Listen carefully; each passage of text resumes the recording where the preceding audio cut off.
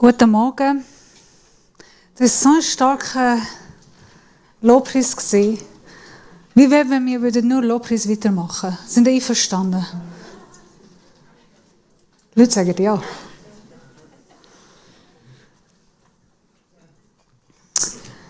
Ich halte es kurz, damit wir nachher noch längeren Lobpreis machen können. Mein Name ist Sabrina, für die mich nicht wieder kennen. Ja, ich habe Haare geschnitten. Nein, ich wollte es nicht. Es ist eine Misskommunikation, ein Missverständnis. Ich habe es hier gesagt, er hat es hier geschnitten. Danke, merci, wenn du sagst, steht dir. Und es wächst für die sagen, oh, ein bisschen länger wäre besser. Alrighty, wir haben das jetzt hinter uns, wir können anfangen. So schön, dass wir heute zusammen Gottesdienst feiern können. Wir fangen mit einem neuen Predigtserie Herr, lehre uns beten. Wie geht es dir mit dem Thema Gebet? Wie tust du beten? Ist alles gut. Für mich manchmal Gebet ist wie der WLAN bei uns daheim.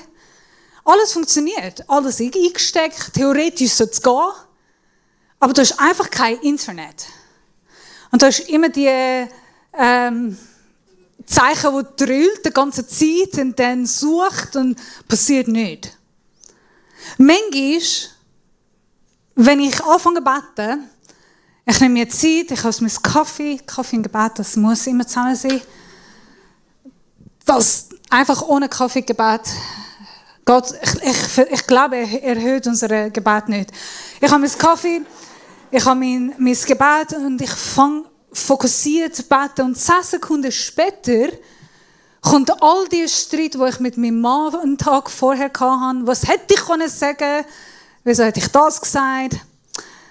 Dann noch Einkaufsliste, was ich einen Tag noch machen muss. Oh, was muss ich beim Arbeiten noch erledigen? Was habe ich für einen Netflix-Film gestern angeschaut? Dann tue ich das noch kurz im Kopf überlegen. Dann all die schlechten Gefühle. Also, und dann weiss ich, nein, ich muss beten. Wie geht es dir mit dem Thema Gebet? Jesus hat eine mega berühmte Predigt, die Bergpredigt. Das ist Matthäus 5. Und in seiner Bergpredigt geht er weiter, das hört nicht mit selig sind, sondern es geht weiter und er lehrt uns 3 Hauptprinzipien für ein christliches Leben. 3 Hauptprinzipien, die sich nicht ändern, die war so im Zeit von Juden, die auch heute zählt. Ich habe mal darüber geredet. Wisst ihr, was die 3 grundsätzliche Prinzipien von unserem christlichen Leben sind? Beten, Fasten und das, was sie alle mega gut machen, treu geben. Jesus spricht von diesen 3 Sachen. Über Fasten habe ich das letzte Mal predigt. Ich glaube, im Februar habe ich über Fasten predigt. Wie geht es euch mit dem Fasten? Wann war das letzte Mal, wo du gefastet hast? Wichtige Frage. Wann ist das nächste Mal, wo du geplant hast zum Fasten? Keine Antwort. Okay, ich muss nochmal darüber predigen.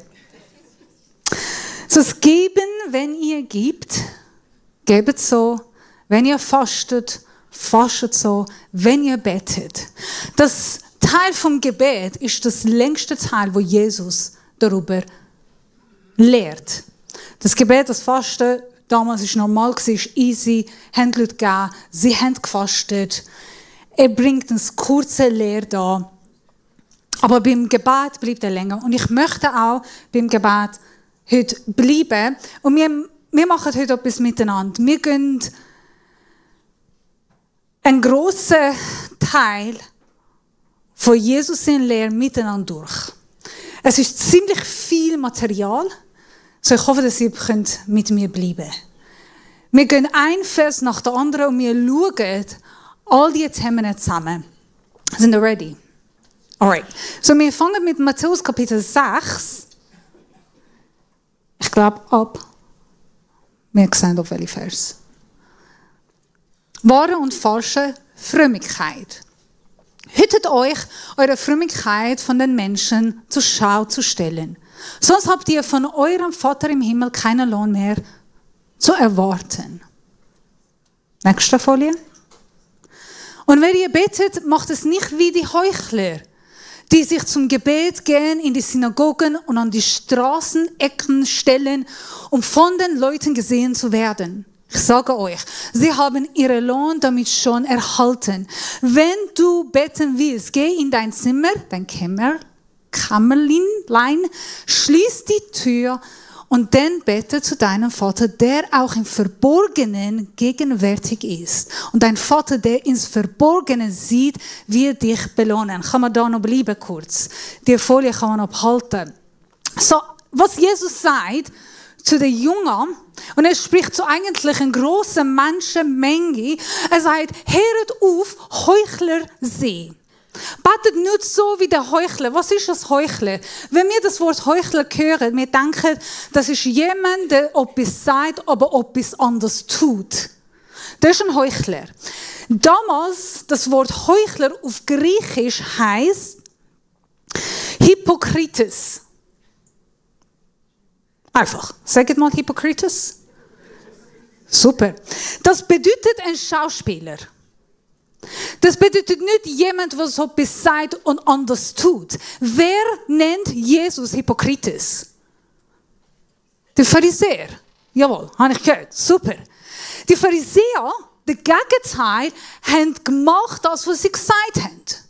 Die sind sehr religiös, sehr fromm, sehr treu mit ihren Worten unterwegs. Sie haben gesagt und sie haben es auch gemacht.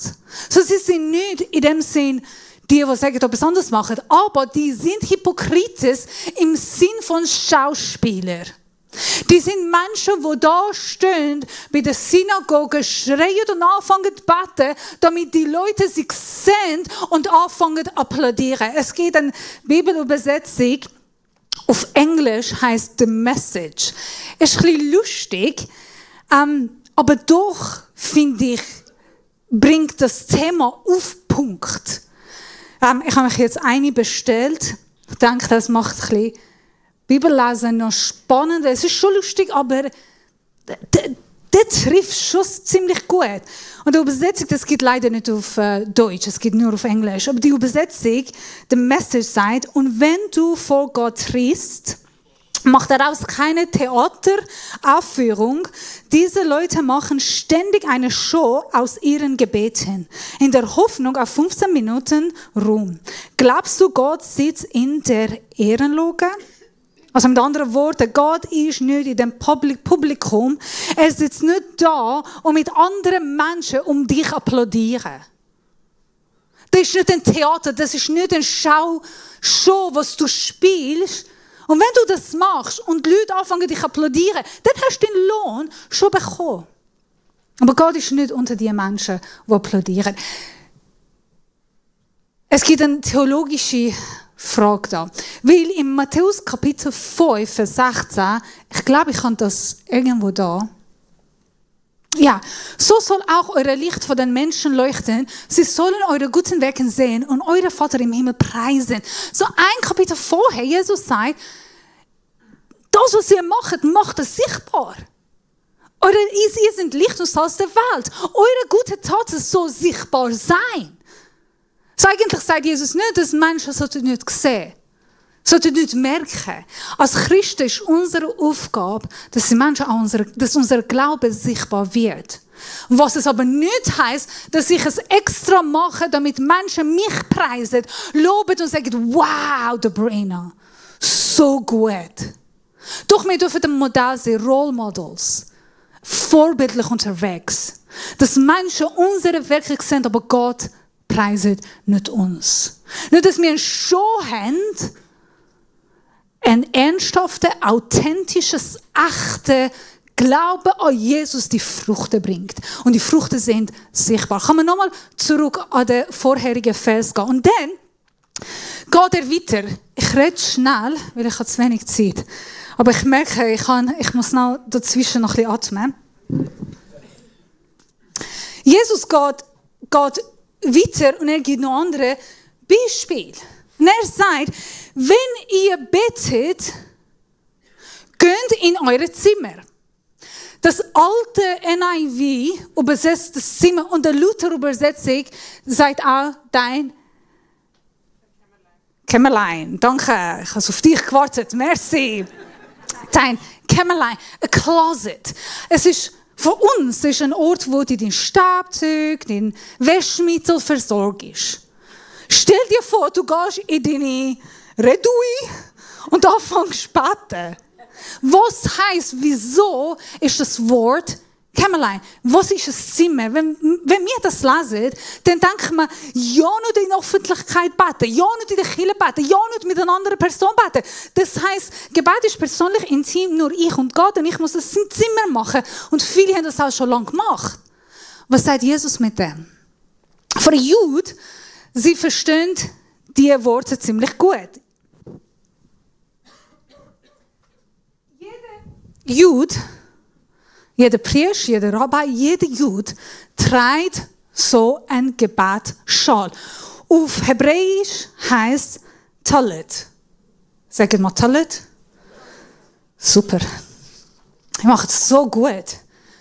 So, jeder Jude hat ein Talit. Das ist ein Gebetsschal. Während dem Gebet, als ein Mann, musst du deinen Kopf decken. Das sieht so aus. Gut. Jetzt bin ich bereit zum Bibellesen oder zum Beten als ein Mann, ein jüdischer Mann. Aber die haben etwas anderes gemacht. Die hat, jetzt muss ich da bleiben.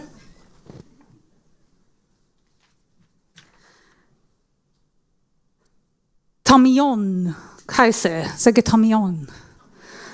Ein Tamion ist ein Gebetszimmer.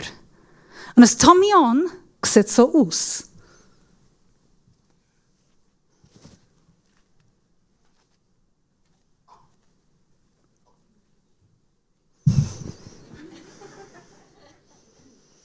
Ja, finde ich auch lustig. So, Jesus sagt, wenn du betest, geh in dein Gebetszimmer. Geh in dein Tamion. In dem Tallel, aber ich wüsste, dass ich bin da, oder?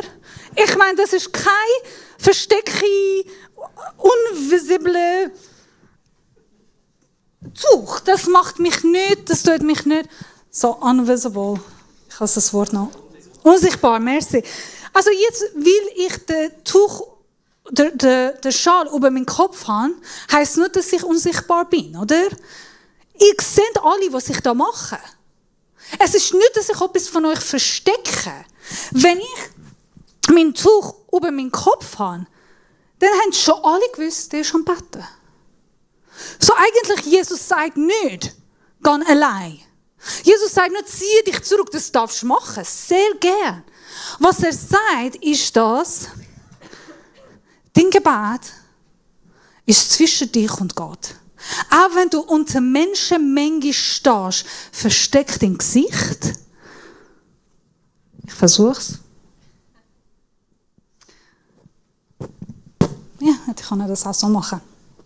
Verstecke dein Gesicht, geh in dein Gebetszimmer und red mit deinem himmlischen Vater.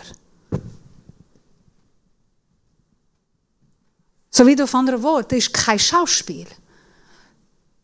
Beten, aber das Gebet, es ist ein Zustand von deinem Herz. Es ist nicht ein Akt, wo du von anderen Menschen machst, das ist ein Herzensstil. Eine Art, wie du mit Gott Beziehung führst. So zieh dich zurück, auch wenn du gerade in der Menschenmenge stehst, und red mit deinem himmlischen Vater. Spannend, oder? Jetzt darf ich den noch kurz auf der Seite tun. Wie hat er geheißen? Hey, wow. Der Tallel, super. So, wir dürfen öffentlich beten. Aber wir dürfen nicht schauspielen. Und dann geht er weiter. Und er sagt, Und wenn ihr betet, betet so. Im Lukas-Evangelium Kapitel 11, wir sehen sogar, dass die Jünger zu Jesus gehen und sagen, Rabbi, lehre uns beten. Sehr hochwahrscheinlich hat Jesus ein paar Mal darüber gelehrt. Das war nur das erste Mal und das einzige Mal gewesen. Und Jesus lehrt ihn, und wenn ihr betet, macht es nicht wie die... Oh, sorry, kann man noch in die nächste Folie gehen? So, beim Betten solltet ihr nicht leere Worte aneinanderreihen, wie die Heiden, die Gott nicht kennen. Sie meinen, sie werden erhört, wenn sie viele Worte machen. Macht es nicht wie sie, denn euer Vater weiß, was ihr braucht, und zwar schon, bevor ihr ihn darum bittet. Das gibt mir so viel Freude. Ich muss nicht lange beten. Es langt. Beten musst du nicht tausende Worte haben. Im Gegenteil, sagt Paulus, er schreibt in seinem Brief, beten ohne Unterlass. Was heisst das denn? Muss ich den ganzen Tag reden? Bin ich den ganzen Tag nur am Schwätzen? Nein, es geht um eine Haltung vom Gebet. Wir kommen gleich zu dem. Und der nächste Vers. Ihr sollt so beten, unser Vater im Himmel, dein Name werde geheiligt, dein Reich komme, dein Wille geschehen auf der Erde, wie im Himmel geschieht. Gib uns heute unser tägliches Brot und vergib uns unsere Schuld, wie auch wir denen vergeben haben, die an uns schuldig werden. Und lass uns nicht in Versuchung geraten, sondern rette uns von dem Bösen. Wir kennen all die Gebete. So Jünger gehen zu Jesus und sagen, Jesus, lehre uns beten. Und dann hören sie das Gebet. Juden haben 3 Arten vom Gebet pro Tag. Jeder Jude hat 3 Mal pro Tag, also sie haben mehrere Mal beten, sie haben 3 verschiedene Arten vom Gebet im Tag betet. Das erste berühmte Gebet ist der Shema Israel von der 5. Mose. Kapitel 6. Das sind 2 Vers von 5. Mose, Shema-Gebet. Das zweite Gebet, das sie betet haben, ist das Kaddish. Kaddish ist das Heilig. Das ist Gott preisen, weil er heilig ist. Und das dritte Gebet, das sie jeden Tag betet haben, hat Amida-Gebet geheißen. Oder ein anderer Name, der hat geheißen, ist Shemune, könnt ihr sagen? Shemune Ezra. Super. Das ist der Amida-Gebet. Amida-Gebet ist erst 500 Jahre vor Jesus gekommen und bis heute hat unterschiedliche Art gehabt. Also es ist ein Gebet, das sich immer wieder verändert. Erst 90 Jahre nach Jesus haben sie ein konkretes Amida-Gebet gemacht, das für alle Juden mehr oder weniger das Gleiche ist. Aber im Zeit von Jesus, jeder Rabbi, jeder Rabbi durfte sein eigenes Gebet, seine eigene Version von der Amida-Gebet weitergeben an die Jünger. Der Amida-Gebet, heutigen Tag, ist etwa 3 Seiten lang, beinhaltet 18 Sagen. Aber das Gedanke von der Gebet, einfach nächstes, oh ja, das haben wir schon. Das Gedanke von der Gebet ist immer, hat 3 Sektionen, fängt immer mit dem Lobpreis, Bitten und Dankbarkeit. Das muss so immer bleiben. Lobpreis, Bitten und Dankbarkeit. Ich habe ziemlich lange gesucht, was ist das ursprüngliche Amida-Gebet im Zeit von Jesus gewesen. Weil heutigen Tag findest du nur das, was heute gibt, mit 18 Sagen und 3 Seiten. Leider habe ich nicht viel gefunden. Es gibt nicht viel von dem Amida-Gebet. Ich habe ein paar Juden gehört, was sie sagen zu dem. Und das, was ich gefunden habe, ist das Amida-Gebet im Zeit von Jesus. Ist 4-5 Vers lang, ziemlich kurz und fängt so an. Avinu, Shabash, mayem. Yetkadesh shemchu. Tavo melchutu. Ja, ihr versteht, was ich sage, gell? Also, wenn wir noch zusammen mal probieren. Die sind so motiviert. Die Leute da. Nein, lass uns in Ruhe. So eigentlich auf Deutsch gelesen, unser Vater, der im Himmel ist. Geheiligt werde dein Name. Dein Reich komme. Segne uns mit unserem heutigen Brot und bringe uns nicht in Versuchung. Amen. Das war der Amidengebet im Zeit von Jesus. Komisch, gell? So eigentlich die Jünger von Jesus gehen zu ihnen und sagen, hey, lehr uns beten. Und der Amidengebet wird 3-mal am Tag betet. Morgen, Mittag und Abend. Jesus hat den Amidengebet 3-mal am Tag betet. Die Jünger von Jesus haben den Amidengebet 3-mal am Tag betet. Die haben das auswendig müssen lernen. So wenn sie zu Jesus gehen und sagen, Herr, lehre uns beten. Und er betet den Amidengebet. Ein Teil von dem, ein bisschen mehr. Schauen wir den an. Was wird er mit dem sagen? Was finden denn die Jünger von Jesus? Er sagt als ein Jünger, ihr weißt schon, wie solltet ihr beten? Ihr betet euer ganzes Leben lang. Ihr betet treu. Viel mehr müsst ihr nicht lernen, einfach beten. Jesus sagt ihnen mit sehr simplisch, geht und betet einfach. Geht und betet einfach. Ihr braucht kein neues Ritual, ihr braucht keine neue Lehre vom Rabbi. Ihr wisst, ihr habt das Wort. Geht und betet und hört nicht mit Gebet. Wichtig ist, betet weiter.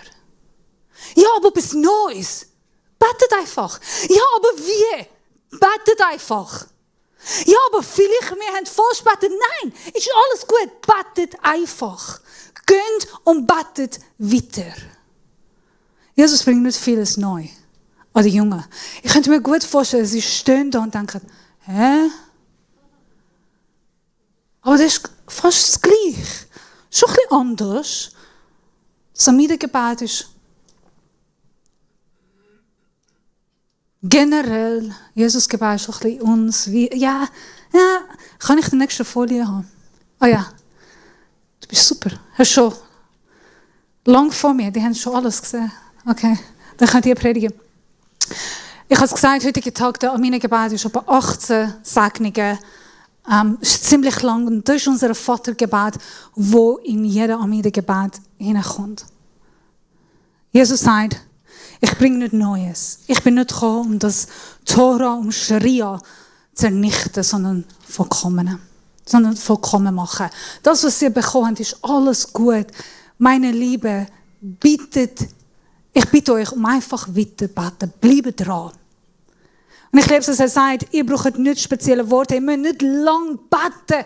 18 Seiten, also 18 Sagen, 3 Seiten lang, 3-mal im Tag, ist ein Ritual. Jesus macht das kurz. Betet, aber betet immer. Geht und betet. Hört auf nicht mit Gebet.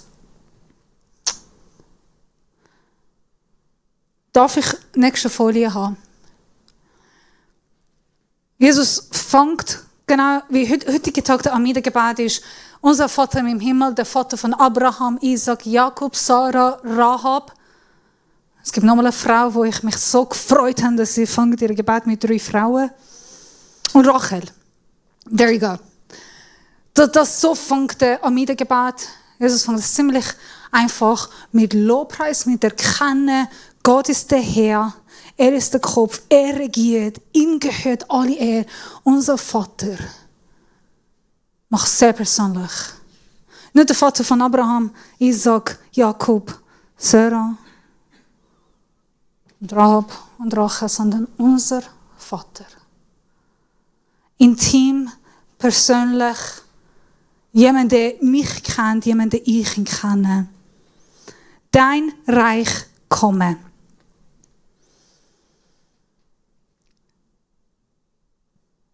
glaube, ein Teil der schwierigsten Teil von dem Gebet ist das Gebet. Dein Reich komme. Wie wir sagen mit dem, gebrauche meine Hände.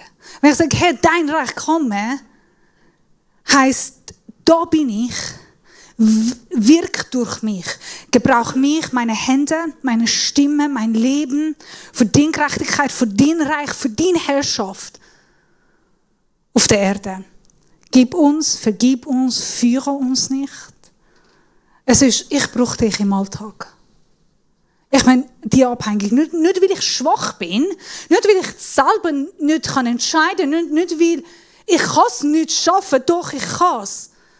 Und doch will ich anerkennen, dass du der Vergeber, der Versorger, der Führer bist. Nicht ich. Ich bin nicht der Versorger. Ich bin nicht der Führer, das bist du. Auch wenn ich arbeite, du bist mein Versorger. Auch wenn ich ein GPS habe, du bist mein Führer. Und ich brauche dich. Und dann der der Amidengebet nicht hat nie gehabt und bis heute hat immer noch nicht. Es gibt einen Vers, wo Jesus noch sagt, habt ihr euch gemerkt, dass Eis fällt?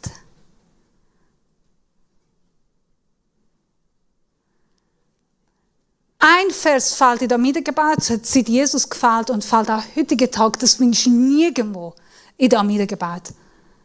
Und das ist ein Teil. Vergib uns unsere Schulden, wie auch wir vergeben unsere Schuldigen.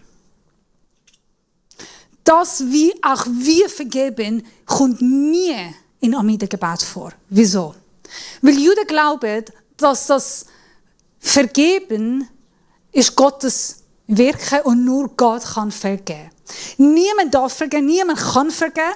Nur Gott darf und kann vergeben. Wenn ich einen Feind habe, was ich machen kann, ich bitte um Vergebung. Ich bitte Gott, meinen Feind zu vergeben. Ich bitte Gott, um mich zu vergeben. Aber ich kann mich selber nicht vergeben. Ich kann meinen Feind nicht vergeben. Das geht mir nicht an. Das kann nur er machen. Jesus sagt aber etwas anderes. Wenn wir beten, dein Reich komme, dein Wille geschehe, so wie im Himmel, so auf der Erde, das erste Schritt in dem Gebet ist, vergib. Vergebung ist das erste Schritt im Gottes Reich.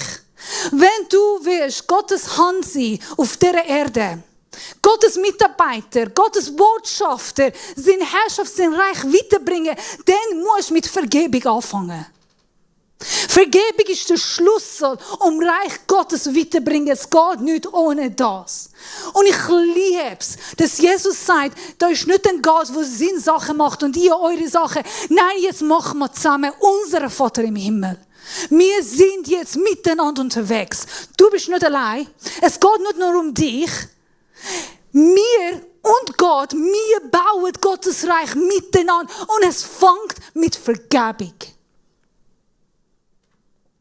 Nicht um Vergebung nur bitten, sondern das Vergeben. Loslassen. Das ist eine göttliche Haltung. Es fängt mit dem. So kann ich Reich Gottes wiederbringen. Und deswegen geht er weiter und erklärt es noch mehr. In Vers 17 und 18 sagt er, darf ich die nächste Folie haben? Sorry. Vers 14 und 15. Wenn ihr den Menschen ihre Verfallungen vergebt, wird euer Vater im Himmel euch auch vergeben. Wenn ihr aber den Menschen nicht vergebt, wird euer Vater im Himmel euch eure Verfallungen auch nicht vergeben. Das braucht eine Erklärung. Es ist wichtig, er erwähnt das, weil das ist neu für die Jungen. Lernen zu vergeben. Wenn ihr nicht vergibt, könnt ihr Reich Gottes nicht weiterbringen. Geht nicht. Wir sind mit dem Vater unterwegs. Wir haben das Reich Gottes gesehen und das Reich Gottes ist basiert auf Vergebung. Und weil er mich vergeben hat, das ist Gnade, kann ich auch andere vergeben. Wir steigen kurz in der Abendmahlzeit. Und ich möchte bewusst Abendmahl über die 2 Vers machen. Vergib uns unsere Schulden. Nehmen wir kurz Zeit und beten wir um Vergebung. Und sind wir ehrlich mit ihm. Wir haben ziemlich eine lange Liste, wo wir für die Vergebung bitten. Lass uns das machen. Aber dann, während wir Abendmahl nehmen, wir vergeben. Die uns geschuldet haben, die uns verletzt haben. Vergebung heisst nicht vergessen. Vergebung heisst nicht keine Konsequenz, keine Legal Action. Das darf auch sein. Konsequenzen gibt es. Nur weil ich vergebe, das heisst nicht, jetzt setze ich keine Konsequenzen, keine Grenzen. Ich glaube, wir verstehen manchmal Vergebung falsch. Vergebung heisst nicht, jetzt wir müssen wieder Freunde sein. Überhaupt nicht. Ich kann es vergeben und ich kann Distanz haben. Ich kann es vergeben und ich kann sagen, aber nein. Aber eine Frau, die mit einem suchtigen Mann oder mit einem Mann, der verletzend ist, mit einem Abuser, gibt es das Wort auf Deutsch, lebt. Kannst nicht, ja, du darfst deinen Mann vergeben und dann gehst du wieder zurück zu ihm und wohnen zusammen. Die Ungerechtigkeit erlebt haben, wir sagen, hey, vergib. Aber du darfst den legalen Weg mit dem Gericht noch weitergehen. Vergebung ist für dich. Es ist das Loslassen. Es ist nicht bitter werden. Nicht in Hass bleiben, nicht in dem Verletzungen bleiben. Vergebung ist als Gott vertrauen. Sagen, du hast mich vergeben, so kann ich auch loslassen. Und gewisse Sachen kann ich auch in deine Hände lassen. Nimmst du und tust du ändern. Ich lasse jetzt in deine Hand. Mein Job, meine Rolle ist vergeben. Vergebung ist nicht einfach. Vergebung ist nicht auf einmal. Passiert nicht auf einmal. Vor allem, wenn Verletzungen gross sind. Vergebung kann ein Prozess sein.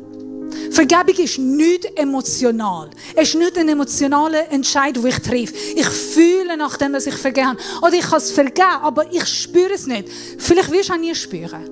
Vergebung ist ein Entscheid, den du mit dem Kopf triffst, mit der Zunge aussprichst.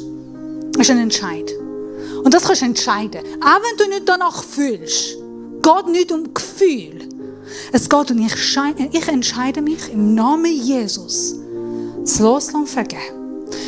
Und wenn du um Nacht wieder ein Gefühl hast von Hass und Wut, wo aufkommt, dann mach es nochmal.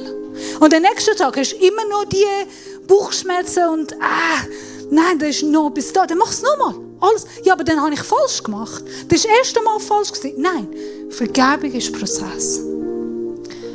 Und ich weiss, ich muss eine Person, 2 Personen, 1 Person, habe ich bei 3 Jahren gebraucht, der unsere Kirche zugemacht hat und einfach uns sehr Ungerechtigkeit gemacht hat. Ich habe es 3 Jahre gebraucht, bis ich wirklich ihn vergeben kann. Manchmal braucht Zeit, nimm dir Zeit, aber nimm den Entscheid täglich und bete täglich. Macht das Sinn? Kurze Predigt über Vergebung. Okay.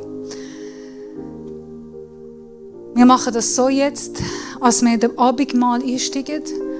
Ich lade euch alle mit mir zusammen das Vater unser beten. Lobpreisteam können sich vorbereiten. Wir beten das Vater unser und dann steigen wir ein in den Abendmahl. Ihr dürft für das mit mir aufstehen.